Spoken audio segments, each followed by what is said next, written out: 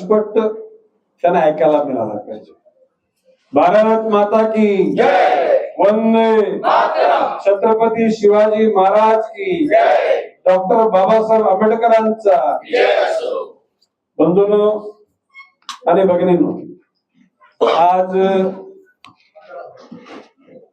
महाराष्ट्र राज्याचा अर्थसंकल्प 2026-27 याविषयी माहिती देण्याकरता मी वसई विरार शहरामध्ये आलो असताना माझ्या समवेत उपस्थित असलेले खासदार डॉक्टर हेमंतजी सावरा, आमदार श्री राजनजी नाईक, आमदार सौ स्नेहा दुबे, शहराच्या अध्यक्षा सौ प्रज्ञा पाटील, विरोधी पक्ष नेते मनोज पाटील, गटनेते अशोक शेळके, माजी अध्यक्ष महेंद्र पाटील, इतर सर्व आमचे सर्व सहकारी आणि अतिशय अगत्याने आलेले पत्रकार बंधू आणि भगिनींनो, खरं म्हणजे माननीय पंतप्रधान नरेंद्रजी मोदी यांच्या स्वप्नातील भारत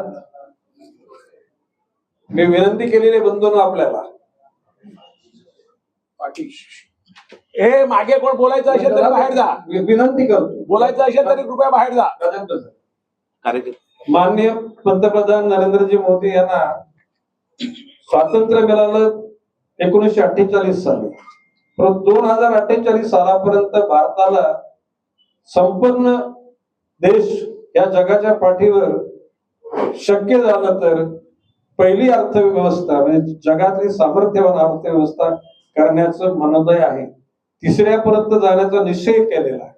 आणि अशा परिस्थितीमध्ये महाराष्ट्राचे मुख्यमंत्री श्री देवेंद्रजी फडणवीस यांनी पंतप्रधान नरेंद्रजी मोदी यांच्या स्वप्नाला अतिशय गती मिळावी याकरता महाराष्ट्राच्या मंत्रिमंडळाच्या माध्यमातून, भारतीय जनता पक्षाच्या लोकप्रतिनिधीच्या माध्यमातून, कार्यकर्त्यांच्या माध्यमातून त्याला गती मिळण्याकरता जो या वर्षीचा अर्थसंकल्प सादर केला, ज्याच्यामध्ये आम्ही असं म्हटलेलं मुख्यमंत्री माननीय देवेंद्र फडणवीस यांनी मांडलेला राज्याचा अर्थसंकल्प 2026 विकसित महाराष्ट्राचा संकल्प आहे. प्रगतीशील शाश्वत विकास, सर्वसमावेशक सुशासन या 4 स्तंभावर आधारित हा अर्थसंकल्प आहे. विकासाचे भारताचे स्वप्न 2047 पर्यंत साध्य करण्याचा माननीय पंतप्रधान नरेंद्र मोदी यांच्या निर्धाराला मोलाची साथ देणारा अर्थसंकल्प आहे. शेती, उद्योग, सेवा, ऊर्जा, शिक्षण, सिंचन, पायाभूत सुविधा अशा सर्व क्षेत्राचा विकास साधणारा हा अर्थसंकल्प आहे. शेती शेतकऱ्यांचा आधार देणारा अर्थसंकल्प आहे. राज्यातल्या शेतकऱ्यांना कर्जमाफी, पुण्यश्लोक अहिल्यादेवी होळकर कर्जमाफी योजना जाहीर केलेली आहे. 30 सप्टेंबर 2025 रोजी पीक कर्ज थकीत असलेल्या पात्र शेतकऱ्यांना 2 लाख रुपयापर्यंत कर्जमाफी देण्यात आली. नियमित कर्ज फेड करणाऱ्या पात्र शेतकऱ्यांना प्रोत्साहन म्हणून 50,000 रुपये अनुदान देण्यात येणार आहे. शेतीमध्ये आर्टिफिशियल इंटेलिजन्स तंत्रज्ञानाचा वापर करून शेतीला प्रगतीच्या मार्गावर नेणारा हा अर्थसंकल्प. मासेमार बांधवांना मुख्यमंत्री मत्स्य संपदा योजनेअंतर्गत मासेमार बांधवांना प्रतिवर्षी 1240 कोटी रुपये वितरित केले जाणार आहे. मुख्यमंत्री बळीराजा मोफत वीज योजना सुरूच राहणार असून त्याकरता 20,000 कोटी रुपयाची तरतूद करण्यात आली. पाणी पुरवठा 2047 पर्यंतची गरज लक्षात घेता ग्रामीण भागातील प्रत्येक व्यक्तीस 55 लिटर आणि शहरी भागातील प्रति व्यक्ती 135 लिटर पाणी उपलब्ध करून दिले जाणार आहे. जागतिक बँकेच्या सहाय्याने राज्यातील शहरांमध्ये 5,860 कोटी रुपयाचे प्रकल्प राबवण्यात येणार आहेत. नागरिक सांडपाण्यावर 100% प्रक्रिया आणि प्रभावी पुनर्वापर करण्यात येणार आहे. महिला कल्याण मुख्यमंत्री लाडकी बहीण योजना सुरू राहणार असून त्याकरता भरीव तरतूद करण्यात आलेली आहे. महिला भगिनींची आर्थिक प्रगती साधण्यासाठी लखपती दीदी योजना सुरूच राहणार आहे. राज्यात 27 लाख लखपती दीदी झाल्या असून 2026-27 मध्ये 25 लाख लखपती निधी करण्याचे उद्दिष्ट ठेवण्यात आले आहे. युवा शिक्षण, क्रीडा संवर्धन, नवी मुंबई एज्युसिटी परदेशातील जागतिक दर्जाचे शिक्षण महाराष्ट्रातील विद्यार्थ्यांना उपलब्ध करून देण्यासाठी नवी मुंबई खारघर येथे 6 देशातील विद्यापीठे याच वर्षी सुरू होणार आहे. वारसा आणि संस्कृती, महाराष्ट्राचे आराध्यदैवत छत्रपती शिवाजी महाराजांच्या युनेस्को यादीतील 12 किल्ल्यांचा वारसा जतन करण्यासाठी अर्थसंकल्पात उपाययोजना करण्यात आल्या आहेत. याच पार्श्वभूमीवर रायगड जिल्ह्याचं छत्रपती शिवाजी महाराजांच्या कालखंडात रायगड जिल्ह्यावरती त्यांचा दरबार वगैरे होता, त्याचं पुनर्निर्माण करण्याचं राज्य शासनाने ठरवलं. महात्मा फुले, संत गाडगेबाबा महाराज, डॉक्टर बाबासाहेब आंबेडकर यांच्या स्मृतीचे विशेष वर्ष म्हणून 2026 सामाजिक समरसता वर्ष म्हणून साजरे करण्यात येणार आहे. सामाजिक न्याय आणि कल्याण, अनुसूचित जाती घटकांच्या कल्याणासाठी 23,150 कोटी रुपयांची तरतूद करण्यात आली आहे. आदिवासी घटकांच्या कल्याणासाठी 21,723 कोटी रुपयांची भरीव तरतूद करण्यात आली आहे. त्याच्या व्यतिरिक्त ओबीसी, धनगर, गोवारी समाजाच्या बांधवांकरता कल्याणासाठी देखील अर्थसंकल्पात भरीव तरतूद करण्यात आलेली आहे. आरोग्याच्या अनुषंगाने महात्मा फुले जन आरोग्य योजना या योजनेअंतर्गत विविध रोगावरील उपचारांची संख्या पूर्वी 1,356 रोग होते, आता त्याची संख्या 2,399 करण्यात आली. रुग्णालयांची संख्या 1,792 वरून ती 4,537 वाढवण्यात आली. पूर्वी अवयवाच्या रोपण करण्याकरता काही ठिकाणी 5, 10, 15, आता ती एकूण त्याची मर्यादा 22 लाखापर्यंत नेण्यात आलेली. म्हणजे एखाद्या माणसाला अवयव रोपण करण्याकरता 22 लाखापर्यंतचा खर्च हा राज्य शासन उचलणार. आर्थिक विकास, मुख्यमंत्री देवेंद्रजी फडणवीस यांच्या नेतृत्वाखाली महाराष्ट्र 1 ट्रिलियन अर्थव्यवस्थेकडे दमदार वाटचाल करतो आहे. 2047 पर्यंत महाराष्ट्राची अर्थव्यवस्था $5 ट्रिलियन करण्याचं उद्दिष्ट अर्थसंकल्पात ठेवण्यात आलं. जलवाहतुकीच्या अनुषंगानं सध्या महाराष्ट्र राज्यामध्ये 125 किलोमीटर जलमार्ग आहे. तो जलमार्गाचा विस्तार 340 किलोमीटर पर्यंत वाढवण्याचा इरादा स्पष्ट केला. कर्नाला, साई, चिरनेर, नवनगर आणि नवी मुंबई विमानतळ परिसरात ग्रीनफील्ड शहरे तयार करण्यात येणार आहे. मुंबई विमानतळ ते नवी मुंबई विमानतळ मेट्रो मार्ग विकसित करण्यात येणार. तलोजा ते खांदेश्वर नवी मुंबई मेट्रो मार्गाचा विकास करण्यात येणार आहे. गायमुख जंक्शन ते फाउंटन हॉटेल जंक्शन पुढे पायंदळ असा भुयारी मार्ग तयार करण्यात येणार. अटल सेतूला जोडून 3री मुंबई होणार आहे. आजची मुंबई, 2री नवी मुंबई, 3री अटल सुतीला जाडून म्हणजे पेन वगैरे परिसरामध्ये 3री मुंबई आणि 4थी मुंबई आपल्या पालघर जिल्ह्यामध्ये ज्या ठिकाणी आपलं बंदर, ज्या बंदराचा संपूर्ण भारताच्या सर्व शेतकऱ्यांना त्याचा फायदा होणार आहे. अशा एकूण 4थ्या मुंबई आणि त्या 4थ्या मुंबईच्या लगत त्या ठिकाणी विमानतळ पण होणार आहे. ठाण्यातील बालकुम ते गायमुख हा आणि उलवे असे 2 खाडी किनारी मार्ग तयार करण्यात येणार. कल्याण ते रातूर ग्रीनफील्ड महामार्ग तयार करण्यात येणार आहे. पनवेल कर्जत उपनगरीय प्रकल्प, बदलापूर कर्जत, आसनगाव ते कसारा, पनवेल ते वसई असं उपनगरीय कॉरिडॉर तयार करण्यात येणार.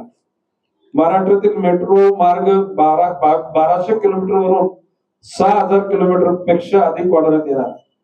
राज्यात 6,000 किलोमीटर पेक्षा अधिकचे द्रुतगती मार्ग तयार करण्यात येणार आहेत.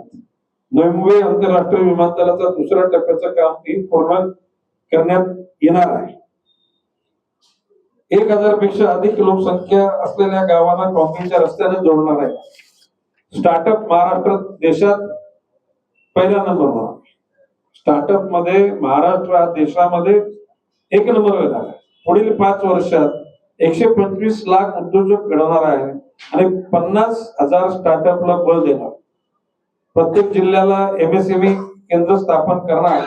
त्यातून 50 लाख रोजगार निर्मिती होणार. रत्ने आणि आभूषणे धोरणातून 1 लाख कोटी रुपयाची गुंतवणूक होणार असून त्यामधून 5 लाख रोजगार निर्मिती करण्याचे लक्ष ठेवण्यात आलेलं आहे. बांबू हा वन विभागाचाच भाग आहे. बांबू विकास प्रकल्प, या प्रकल्पात 50,000 कोटी रुपयाची गुंतवणूक होणार आहे आणि त्याच्यातून 5 लाख रोजगाराची निर्मिती होणार. राज्यात 300 कोटी वृक्ष लागवडची मोहीम हाती घेण्यात आली. आता या विषयी मी आपल्याला अधिक माहिती देईन की 300 कोटी झाडं लावणं, तशा प्रकारचे रोप उपलब्ध होण्याची शक्यता नव्हती आणि म्हणून कोकणाकरता एक टिश्यू कल्चरची लॅब आणि त्याच्यातून रोपाची निर्मिती, त्याला हाडणी देऊन ती रोप जोपासण्याची जबाबदारी पश्चिम महाराष्ट्रामध्ये, पुण्यामध्ये,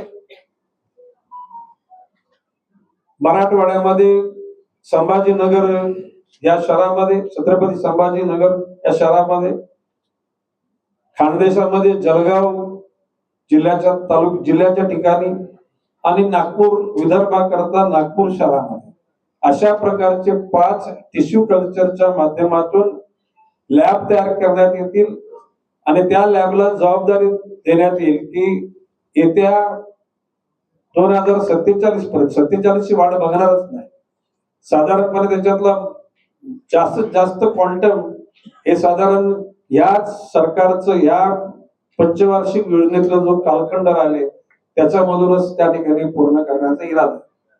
आता वन खात्याची, महाराष्ट्र राज्याच्या वन खात्याची एकूण जडणघडण करण्याची जबाबदारी माझ्यावर आहे.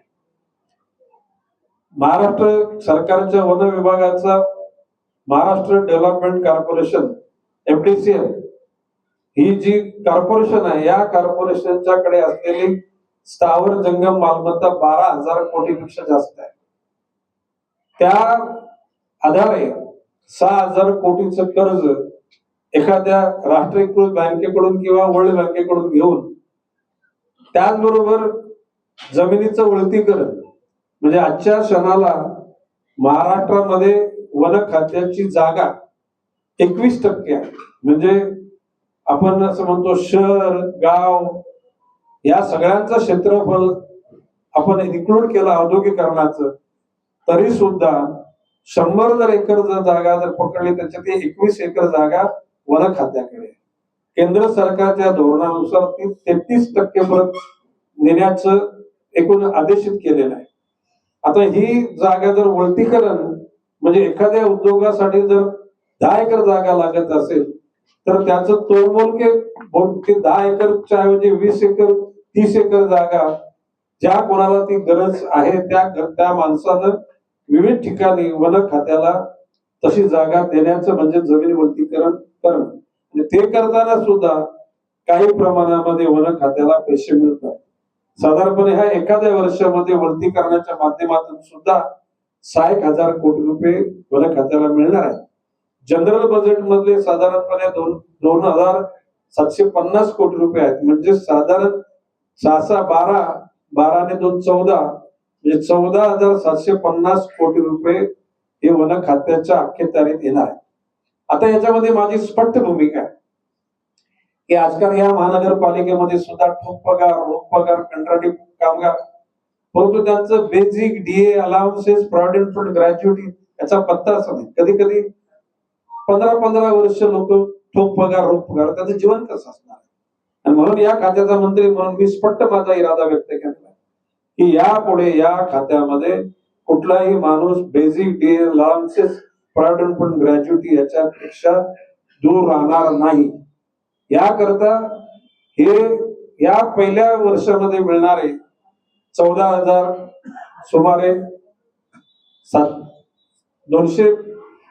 14,750 कोटी रुपये याच्यामध्ये डोंगर हिरवेगार करणे. माननीय मुख्यमंत्र्यांच्या बरोबर ज्याला बैठक झाली त्यावेळेला सोशल फॉरेस्ट म्हणजे सामाजिक वनीकरण सुद्धा वन विभागाचाच भाग आहे. आणि मी त्यावेळेला माननीय मुख्यमंत्री मोदयांना बोललो की हे मोठे मोठे हायवेज आहेत, मुंबई अहमदाबाद, आपला समृद्धी महामार्ग, मुंबई गोवा, मुंबई पुणे, अशा प्रकारचे जे जे रस्ते तयार होतील त्या रस्त्यांच्या दुतर्फा झाडं लावण्याची जबाबदारी वन खात्याकडे देण्यात यावी. माननीय मुख्यमंत्री देवेंद्र फडणवीसांनी एका मिनिटात सांगितलं ही जबाबदारी वन खात्याकडे द्या. अशा प्रकारचे हिरवेगार डोंगर, सप्तरंगाचे रस्ते आणि सप्तरंगाचे सप्त सुगंधाचे रस्ते, याच्यामध्ये कोकणातला प्रामुख्याने सुरंगीचा गजरा हा एप्रिल मे महिन्यामध्ये ही फुलं येतात. सुरंगी बरोबर चांगल्या प्रकारची सोनचाफ्याची झाडं लावण्यात यावी, बकुलीची झाडं लावण्यात यावी, रुद्राक्षाची झाडं लावण्यात यावी, जेणेकरून त्या ठिकाणी पवित्रता पण निर्माण होईल आणि सुगंध पण निर्माण होईल. आता हे करण्याकरता मँग्रोव्ह डिव्हिजन हा वन विभागाचा भाग आहे.